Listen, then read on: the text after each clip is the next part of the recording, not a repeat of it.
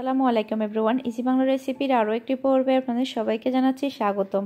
আজকে আমি আপনাদেরকে 4 ধরনের ব্রেড গাম তৈরি করে দেখাবো। আমি সহজভাবে আপনাদের মাঝে তুলে ধরার চেষ্টা করেছি। আশা করছি আমার আজকের ভিডিওটা আপনাদের কাছে ভালো লাগবে। আমার এইরকম নিত্য নতুন রেসিপি পেতে যারা এখন আমার চ্যানেলটি সাবস্ক্রাইব করেননি তাদের সবাইকে আমার চ্যানেলটি সাবস্ক্রাইব করার অনুরোধ রইল। সাবস্ক্রাইব বাটনে একটি ক্লিক করে পাশে থাকা বেল আইকনে একটি ক্লিক করে রাখবেন। এতে করে আমি যখনই নতুন ভিডিও আপলোড করব সবার আগে নোটিফিকেশন চলে যাবে আপনার মোবাইলে।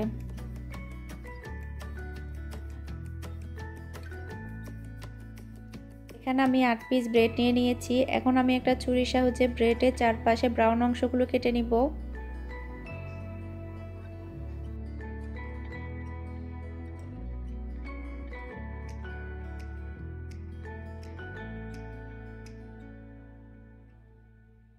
এখানে আমি ব্রেডের হোয়াইট অংশগুলো কেটে নিয়েছি।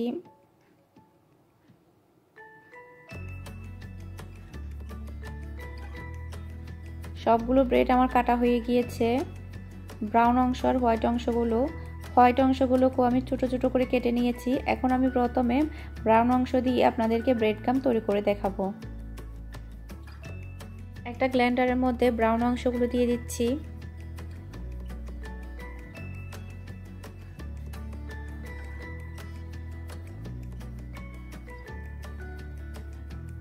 প্রথম আমি একবার গোড়ান দিয়ে নিয়েছি ব্লেন্ডারে।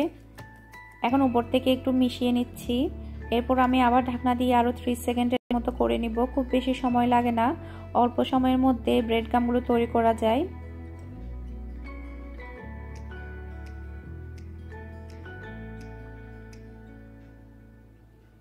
ব্লেন্ডারটা বন্ধ করে দিচ্ছি। এটা আমার সম্পূর্ণভাবে হয়ে গিয়েছে, খুব বেশি সময় লাগে না এটা হতে। এখন আমি আপনাদেরকে দেখাবো এটা কেমন হয়েছে। দেখুন কতটা পাউডার হয়ে গিয়েছে,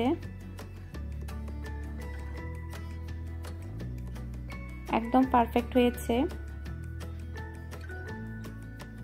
সেম ভাবে সবগুলো আমি করে নিব। এখানে আমি সবগুলো বানিয়ে নিয়েছি, দেখতেই পাচ্ছেন এটা।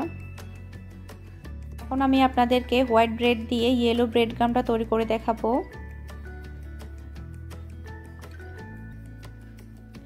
1/4 টেবিল চা চামচ পরিমাণ ইয়েলো ফ্রুট কালার দিয়ে দিলাম।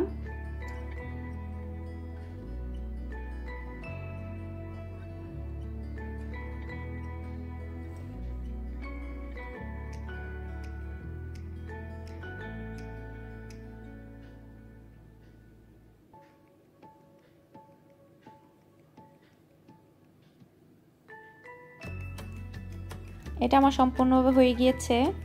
দেখুন এটা কতটা সুন্দরভাবে হয়েছে ইয়েলো ব্রেড গামটা।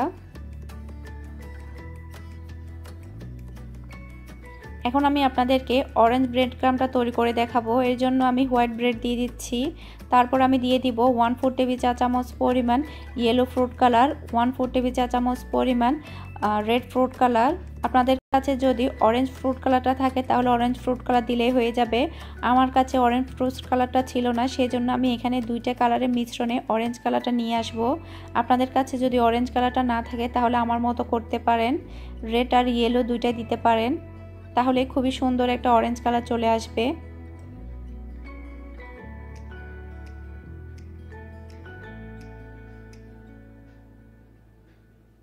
এটা আমার সম্পূর্ণভাবে হয়ে গিয়েছে। দেখতে পাচ্ছেন কতটা সুন্দর একটা অরেঞ্জ কালার এসেছে, একদম পারফেক্ট হয়েছে।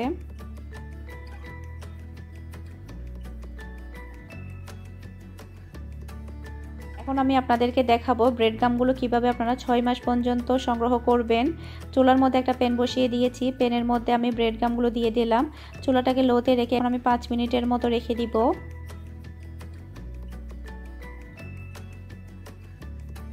5 মিনিট পর একটু নেড়েচেড়ে মিশিয়ে নিচ্ছি।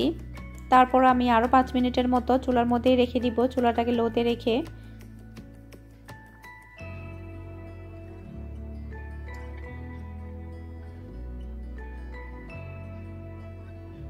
আরও 5 মিনিট পর এটা আমার সম্পূর্ণভাবে শুকিয়ে গিয়েছে।